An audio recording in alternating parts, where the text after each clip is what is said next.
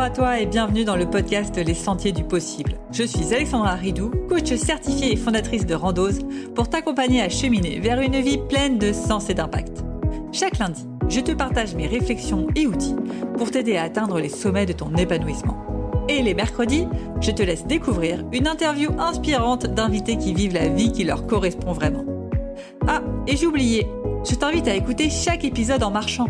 Les neurosciences l'ont démontré, marcher te permet de prendre plus de recul, de développer ta créativité et ainsi prendre les meilleures décisions pour vivre la vie qui te fait vibrer. Hello! Aujourd'hui, que tu sois coach ou non, je souhaitais te partager ce qui sont pour moi les 5 questions les plus puissantes en termes de coaching. Tu peux donc soit les poser à tes clients, soit les poser à toi-même. C'est vraiment des questions qui, pour moi, peuvent faire de vraies prises de conscience et peuvent vraiment t'aider à avancer dans ta vie. D'où je les tiens, ces questions? Alors pour information, moi je me suis formée en 2020 à la Haute École de Coaching, une école de coaching assez traditionnelle. Et là, depuis janvier, j'ai terminé maintenant ma formation avec Julien Mussy de Mastery, qui est du coaching un peu moins traditionnel, qui mélange beaucoup de psychologie et qui surtout va aller aborder ce qu'on appelle la dépolarisation. C'est le fait que aujourd'hui, tous tes problèmes, quasiment, majoritairement, même tous on peut dire, viennent d'un problème de perception. C'est-à-dire que ton cerveau perçoit une réalité, mais pas toute la réalité. Il perçoit qu'une partie de la réalité. C'est comme si il voyait qu'une face de la pièce. Et la deuxième face de la pièce, c'est la partie qui te manque pour réussir à avancer, pour réussir à te débloquer et avoir la vie qui te correspond vraiment. Alors, c'est parti pour ces 5 questions de coaching qui, pour moi, sont ultra puissantes. La première, ça va être, en fait, c'est une question, mais il y en a 2 dans cette question, c'est qu'est-ce que ta vie démontre au quotidien? Qu'est-ce qui est important pour toi? C'est quoi le sens derrière cette question? C'est de vraiment prendre conscience de ce qu'on appelle les valeurs, pas les valeurs morales, mais valeurs au sens ce qui est important pour toi, et prendre conscience de ça pour te rendre compte si ta vie démontre vraiment ce qui est important pour toi, ou il y a un décalage entre ce qui est important pour toi et ce que ta vie démontre. Supposons, ce qui est important pour moi, c'est la famille, mais que dans les faits, je passe tout mon temps à essayer de développer mon activité pour pouvoir un jour avoir du temps pour ma famille. Alors ce que démontre ma vie actuelle, c'est que à l'instant T, ma valeur, là où j'accorde le plus de temps, c'est mon activité et non pas ma famille. Même si j'ai l'impression que ce qui est le plus important pour moi, c'est ma famille. Comment on fait? Rien que cette question-là, elle permet de te faire prendre conscience qu'il y a un décalage entre ce que ta vie démontre aujourd'hui de ce qui est important pour toi et de ce qui est réellement important pour toi au fond de toi. Donc à toi de faire ensuite les réajustements nécessaires. Deuxième question de coaching ultra puissante. C'est le petit vraiment ou il n'y a pas de contre-exemple? Qu'est-ce qui te fait dire ça? Ça, c'est le genre de questions, moi je les pose toujours, alors même à moi-même mais aussi aux autres, quand j'entends des mots du type toujours, jamais. Par exemple, moi je ne suis jamais égoïste. Vraiment? Il n'y a pas de contre-exemple? La dernière fois que j'ai posé cette question à quelqu'un, elle m'a dit non, vraiment, moi je suis jamais égoïste, je fais toujours attention aux autres, etc. Puis je la force à réfléchir et puis à un moment donné, elle finit par dire ah si, c'est vrai, mon fils, il y a quelque chose qui me reproche. Quand il était enfant, j'ai fait un week-end avec des amis et leurs enfants, donc il y avait mon fils. Et ce week-end-là, mon fils, du coup, il a loupé l'anniversaire d'un de ses amis. Et c'est vrai que c'est quelque chose qui me reproche souvent. Ah bah tiens, finalement, il y a eu quelque chose d'égoïste. Et en allant creuser, toutes ces choses où vous dites jamais, toujours, il y a toujours des contre-exemples.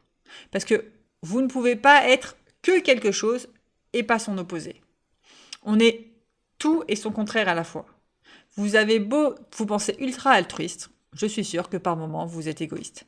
Vous avez beau vous dire moi je ne suis pas quelqu'un de violent, peut-être que vous l'êtes pas physiquement, mais peut-être que vous l'êtes verbalement.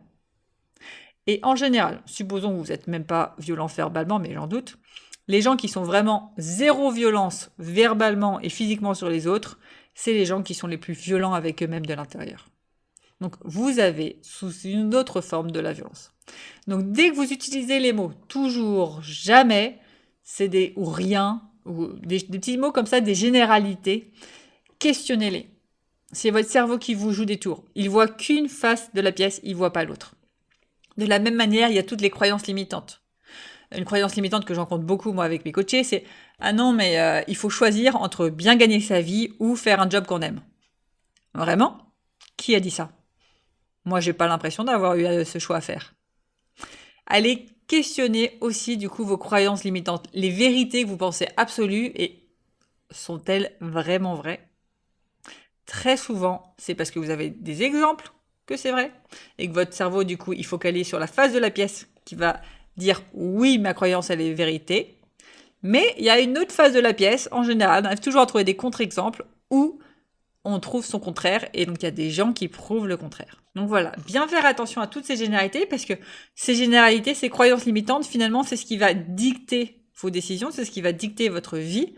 Or, il suffit de temps en temps juste de regarder l'autre face de la pièce pour du coup s'autoriser à prendre les décisions qui vous correspondent vraiment et à aller vers l'atteinte de cette vie pleine de sens et d'impact. Troisième question de coaching ultra efficace, ça va être justement aller revoir encore une fois ces deux facettes de la pièce en disant c'est quoi les bénéfices ou c'est quoi les inconvénients. Vous pouvez le faire sur des événements passés, sur des peurs futures, sur ne pas réussir à avancer. Vous pouvez le faire à toutes les sauces. Je pense que mes coachés, ils me voient venir à chaque fois à 1000 km avec ma question. Il n'y a pas un seul coaching où j'utilise pas le mot bénéfice ou inconvénient. Laisse-moi te donner un exemple dont je t'ai déjà parlé dans l'épisode de podcast où je te parle un peu de ma vie, mais j'ai eu l'impression de ne pas avoir été soutenue dans mes choix d'orientation. D'où ma mission actuelle, d'ailleurs, d'aider les autres à bien choisir leur orientation, à faire ce qui leur correspond vraiment. Mais ça, c'est encore un autre sujet.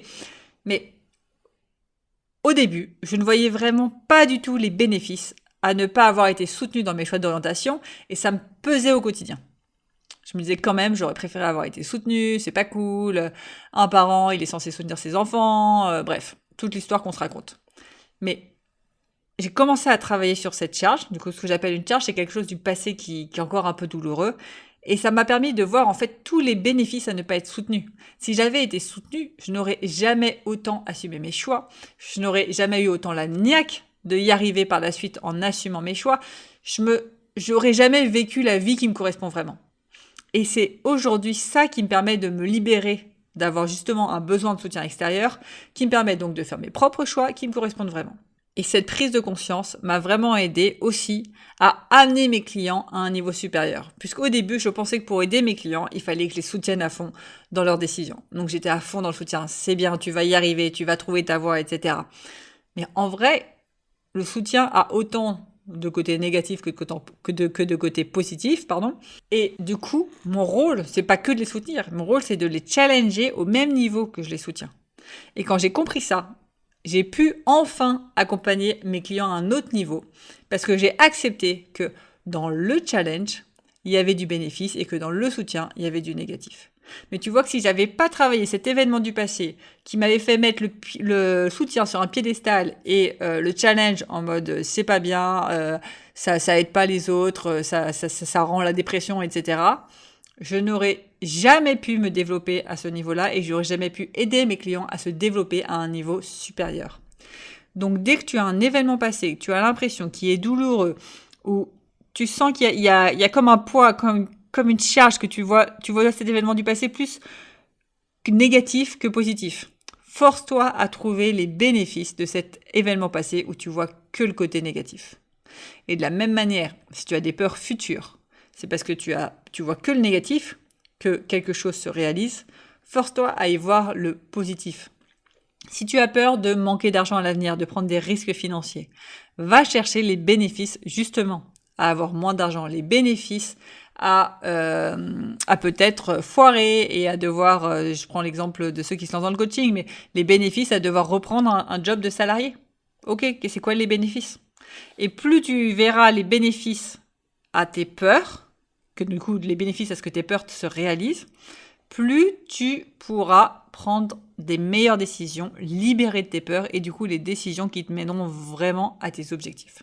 Ensuite, quatrième question de coaching ultra puissante que j'ai découvert justement avec Mastery très récemment, c'est s'il y avait des extraterrestres. Un extraterrestre là, qui ne connaît rien des principes humains de la Terre et qui débarque sur Terre. Il voit ta situation.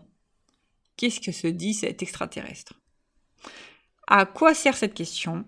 elle sert à prendre du recul sur ta vie. Parce que quand tu vis une situation ultra chargée émotionnellement, parce que tu es impliqué personnellement dedans, tu vas encore une fois avoir une perception erronée de la réalité parce que tu le vois seulement de ton point de vue. Et tu arrives peut-être à le voir du point de vue de la personne en face. Supposons c'est ton manager, t'en as ras-le-bol, ton manager il reconnaît pas ta valeur, il te demande toujours plus, etc. T'en peux plus. Du coup, tu projettes toute ta haine sur ton manager. Et t'arrives pas à avoir une autre vision. T'arrives pas à te mettre à la place de ton manager, t'arrives pas à changer cette vision. Imagine, prends du recul. Imagine un extraterrestre qui connaît rien du tout de la vie sur Terre. Mais vraiment rien du tout. Il a aucun principe humain, il connaît pas le bien, le mal, ce que devraient faire les uns, ce que devraient faire les autres, etc. Qu'est-ce qu'il dirait de ta situation ? Il verrait quoi et il en déduirait quoi comme conclusion ? Très souvent, il ne fera pas les mêmes conclusions que toi. Parce que toi, tu vois que ton manager ne reconnaît pas ta valeur, qu'il te demande toujours plus. Lui, de son prisme extraterrestre, il dira peut-être, voilà, il y a un gars, on lui demande des objectifs, et lui, il challenge ses équipes pour atteindre des objectifs. Et il sait que s'il reconnaît trop la valeur, les équipes, elles font peut-être plus rien, et du coup, c'est son rôle de challenger les autres. Et d'ailleurs, d'un point de vue extérieur, c'est vrai que la personne, elle se donne encore plus, parce qu'elle cherche toujours plus de reconnaissance, et donc en vrai, le manager, il atteint ses objectifs, c'est la meilleure chose à faire. Et la personne, elle, c'est peut-être à elle de poser ses limites, puisque l'extraterrestre, il ne connaît rien aux règles de la vie d'aujourd'hui. Donc, à travers cette question, ça te permet vraiment de voir ta situation sous un autre œil, et du coup, d'apaiser en tout cas tes émotions, d'apaiser ce ressenti que tu as sur la situation. Et la dernière question de coaching que j'adore, c'est sur une échelle de 1 à 10. À quel point es-tu confiant pour passer à l'action ? Cette question est ultra puissante parce que si la réponse, elle n'est pas 9, c'est qu'il y a quelque chose encore qui bloque. Et donc, c'est te poser la question, ok, qu'est-ce qui fait que tu n'es pas à 9 ? Et qu'est-ce que tu peux faire pour atteindre ce 9 ? Parce que si tu as un objectif, j'en sais rien moi, de changer de voie, de lancer ton activité, de développer ton chiffre d'affaires, de quitter ton mari, quitter ta femme, bref, qu'importe ton objectif, mais que tu es confiant à 5 sur 10, il y a très peu de chances qu'en changeant rien, tu arrives à atteindre ton objectif. Tu arriveras à passer à l'action si tu arrives à une confiance de 9 sur 10. Et donc, c'est te poser cette question, ok, qu'est-ce que je peux faire pour être plus confiant ? Et là, en se posant cette question, tu vas t'autoriser à imaginer des solutions, à trouver des actions que tu peux faire intermédiaires pour atteindre ton objectif. Donc voilà, je t'ai partagé les 5 questions qui, selon moi, sont les plus puissantes en termes de coaching, qui peuvent faire les plus grandes prises de conscience, qui peuvent te permettre vraiment de voir les choses sous un autre angle. Parce que, encore une fois, si aujourd'hui, rien ne change dans ta vie alors que tu aimerais que les choses changent, c'est que tu t'y prends, entre guillemets, mal. En tout cas, c'est pas le bon chemin. C'est Einstein qui disait « La folie, c'est de faire toujours la même chose et d'espérer des résultats différents. » C'est exactement ça. Si, avec ta perception du monde aujourd'hui, tu n'arrives pas à avancer, c'est peut-être que ta perception du monde, elle est à changer et elle te bloque à avancer, justement. Et donc, c'est en changeant tes perceptions, en faisant des prises de conscience qu'il existe une autre face de la pièce, que tu vas pouvoir avancer vers la vie qui te correspond vraiment. Mais on en revient du coup à la première question de coaching, qui est la plus importante, c'est-à-dire qu'est-ce qui est important pour toi ? Si tu n'es pas clair sur ce qui est important pour toi et sur ce que démontre ta vie réellement aujourd'hui, tu ne sauras pas dans quelle direction avancer. Et du coup, reste bien jusqu'au bout pour ta question de coaching du jour et je te dis à très vite. Ciao, ciao.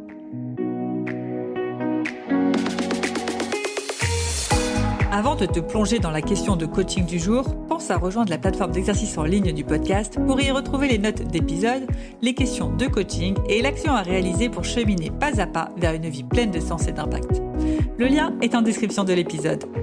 Et bien évidemment, si tu as aimé cet épisode et le concept du podcast, tu peux me le faire savoir en me laissant une belle note ou un joli commentaire sur la plateforme de ton choix. Tu peux aussi partager le podcast à une personne qui peut en avoir besoin.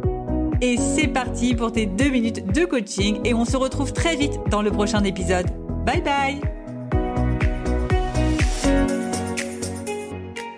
Et c'est parti pour ta question de coaching du jour, comme d'habitude, à écouter en marchant et avec la petite musique qui suit pendant 2 minutes.